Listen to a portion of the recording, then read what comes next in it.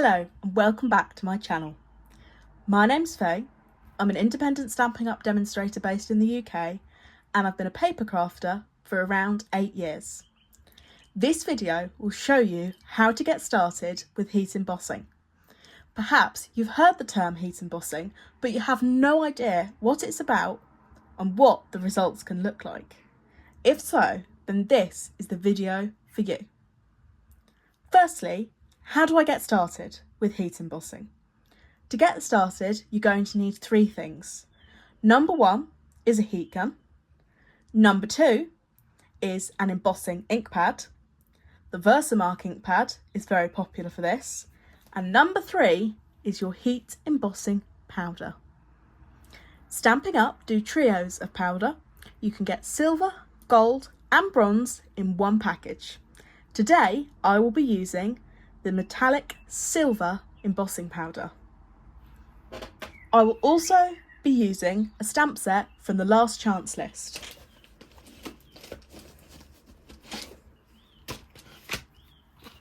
Enduring Beauty. And to go with this, I also have the matching die set. One of my top tips for heat embossing is to use a stamping platform rather than a stamping block. This means that you can ensure your image is properly inked up before you heat emboss.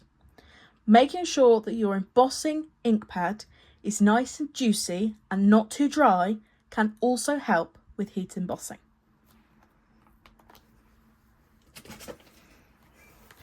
So I've got my stamping platform here. This is an A5 size, so I probably need to trim down my cardstock to fit inside there, so I'll just do that first.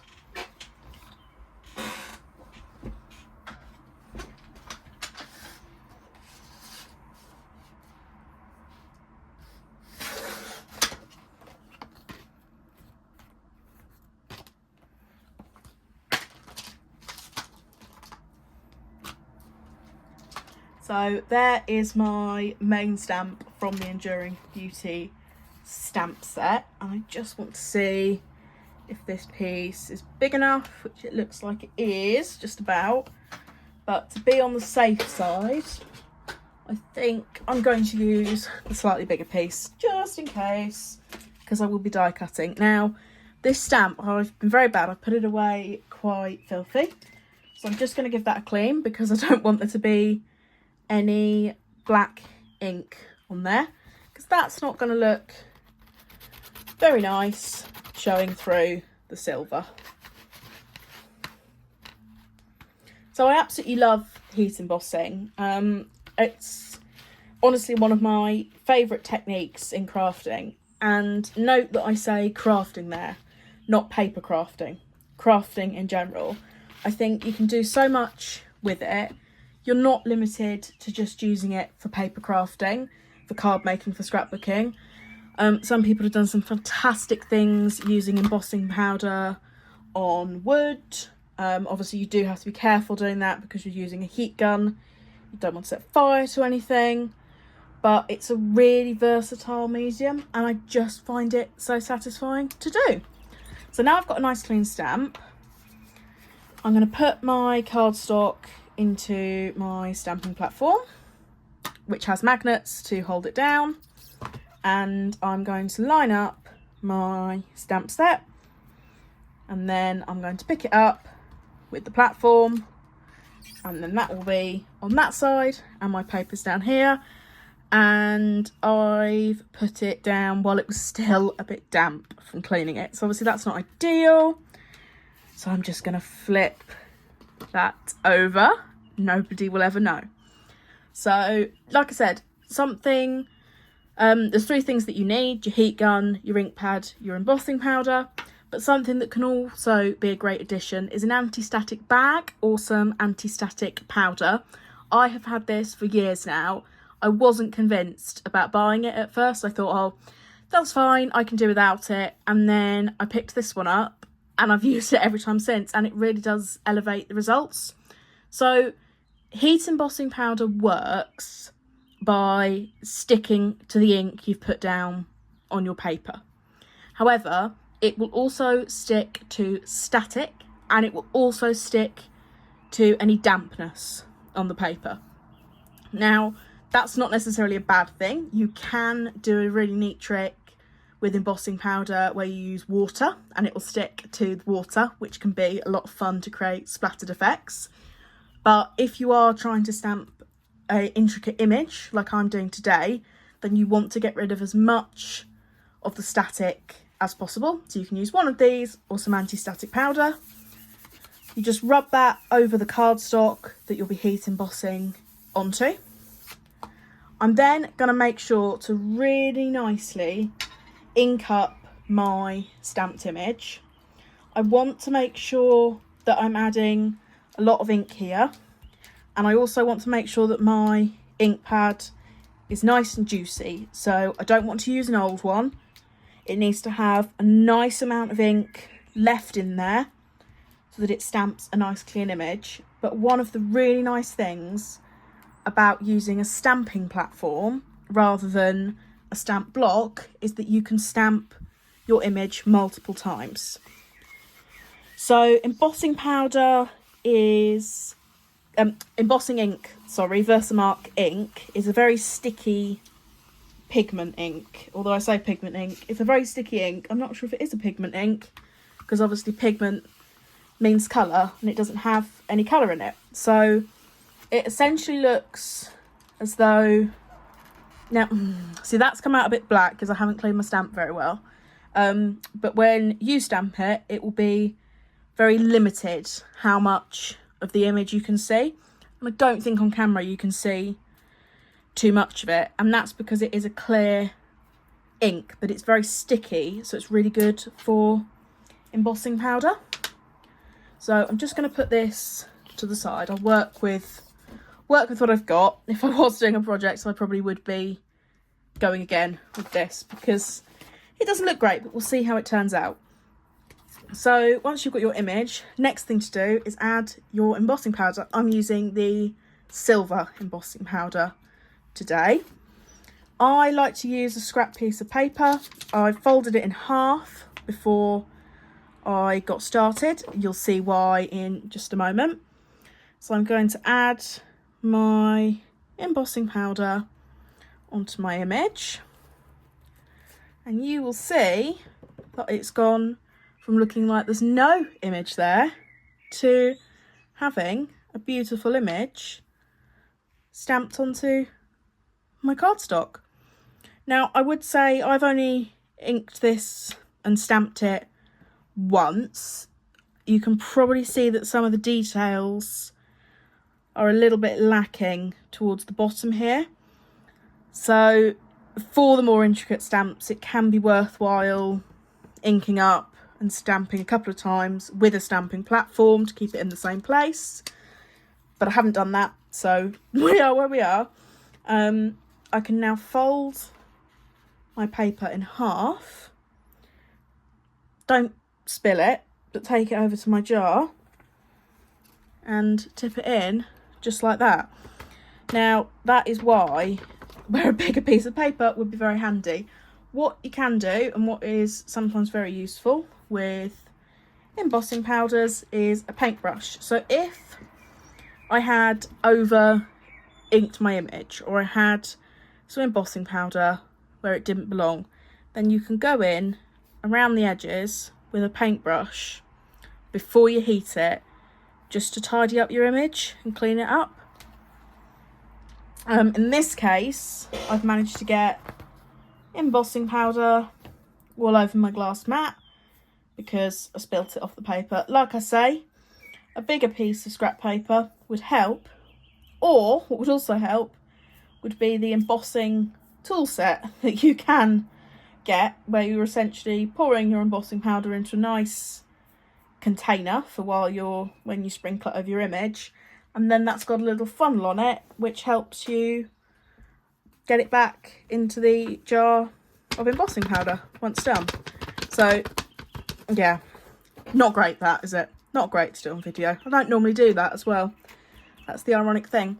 So again, when you've got an intricate image, or when you're using a glittery powder, something that can be really good to do is, rather than heat from above, heat from underneath.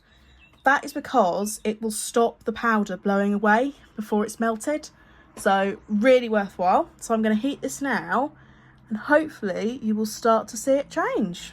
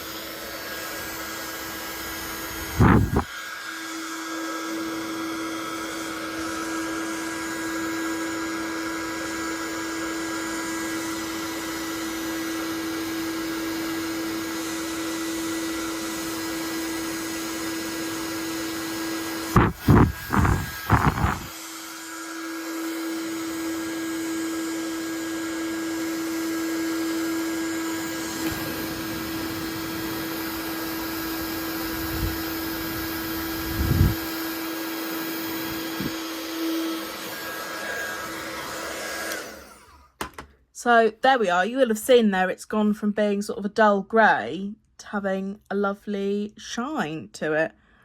And actually I can see I've just missed a bit there, so I'm just going to heat that up.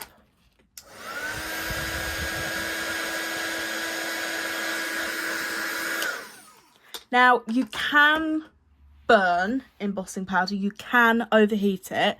So once you start to see it change and go to that gorgeous shimmer, move your heat gun to the next part of the image because it's essentially done. Now I haven't done a brilliant job on this, which is absolutely ironic because every time I've used this method and stamp set and ink and embossing powder, every time I've used it prior to filming this video, it's looked great. Haven't done so well tonight, but something I say to everyone is, it is just a piece of cardstock. Have a go. And if you really don't like how it looks, throw it in the bin. I know, controversial. Throw it in the bin, get a new piece of cardstock and try again. Because it's only with practice that we learn how to do things. So if we took our first attempt and found out that we didn't like it, it was a bit rubbish, don't just think, oh, heat embossing's awful, I can't do it. Try again. Watch some more tutorial videos on YouTube, go and have another go. So that's what I've got today, but I've just pulled out a card that I made, I think it was about a couple of weeks ago now, and you can see how well I've managed to stamp my image then. So I promise it can be done. I've just done a bad job on my video. Absolutely typical that. So gorgeous, gorgeous stamp set, I love it. So now I've heat embossed it, you could have either stamped this directly onto a card base, or for some stamp sets you can get matching die sets. And these are absolutely brilliant because it means you don't have to fussy cut around your image. This will fit onto here. You can run it through your die cutting machine and you're then left with a cutout of your image, and then that can go onto a card on its own, which again, I've got a couple of examples here, this time in gold. So with these ones I coloured them using alcohol ink markers. You could use alcohol, you could use pencils, you could use watercolour. Obviously the paper choice, the paper that or cardstock that you heat emboss onto would determine which colouring medium you could use. So this is just a normal thick white cardstock. I wouldn't necessarily want to use watercolour paints or watercolour pencils on this, but this cardstock is fantastic for alcohol markers or for normal colouring pencils. Like I say, with these ones I used my alcohol markers because I think they're very forgiving if you're not particularly great at colouring. They blend together really nicely and they just look really good and don't leave streaky marks. So there we go. That is how you can get started with heat embossing and have a go for yourself. You can literally use it for any stamp set that you like. You're not limited to just doing big ones. You could heat emboss sentiments. You could... so many options. So many options. I absolutely love it. And I always try and use it on my cards where I can. Something else you can do is heat emboss whole panels. That's really easy. You just ink up literally a whole piece of card, and then you might have a die cut that you want to use to cut out a fully embossed piece. There really are loads of options. If it's not something you've ever tried before, then I would really encourage you to give it a go. I will put a link in my bio to my link tree, and then what I'm going to do is make a beginner's guide to embossing, a PDF guide that you'll be able to download completely free of charge. So if you did want more information, please check out the link that's in my YouTube bio and in my Instagram bio to download that free PDF. Thank you very much for watching. I hope I have inspired you to have a go at heat embossing. And if you have enjoyed this video, please do give it a like and consider subscribing to my channel. Bye!